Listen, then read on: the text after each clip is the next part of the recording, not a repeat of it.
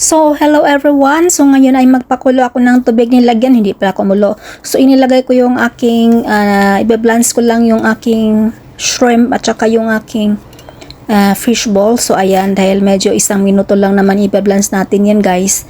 Ayan, inalis na natin. At saka, syempre, sinunod ko na rin the same water yung ating black fungus. Ayan, inalis na rin natin. Basta saglit-saglit lang naman yan, guys. Mga isang minuto lang yan. And then, naglagay ko ng asin dahil ibe-blanch ko yung ating broccoli, sprout broccoli. So, ayan, i-blanch lang din natin yan, guys. Siguro mga 2 minuto naman. Ayan, para kahit paano maluluto na rin siya, guys. So ayan, medyo matagal-tagal ito ng kaunti kumpara doon sa ating black fungus. So naglagay ako ng konting olive oil para hindi naman siya masyadong, para kahit paano magmukha siyang shiny ang ating vegetables. So ayan, guys, after nito yan, tanggalin na natin pagkatapos ng 1 minuto. So matagal na itong tanggalan ito. So, madalian lang, guys. So, first time ko itong lutuin yung broccoli sprout.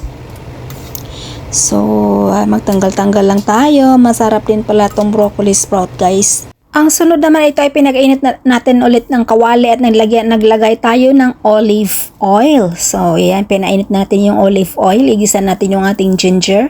So, wala akong garlic or anything. Basta yan, ginger lang. Masarap na yan. Masarap na yan para sa akin. Simple lang naman ako magluto, guys.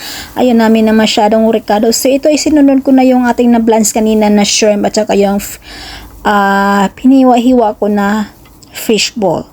So, dahil luto naman yan ang ating shrimp at saka fishball, dahil nga pinakuluan natin yung saglit kanina ng 1 minuto, isunod na rin natin yung ating blanch na black fungus and sprout broccoli. So, ayan, isote-sote lang natin yan hanggat kahit paano ay mas maluto pa siya. Pero, syempre, huwag natin yung overcook dahil hindi talaga masarap yung gulay pag nag-overcook yan, guys. So, dapat lang, half cook lang yan.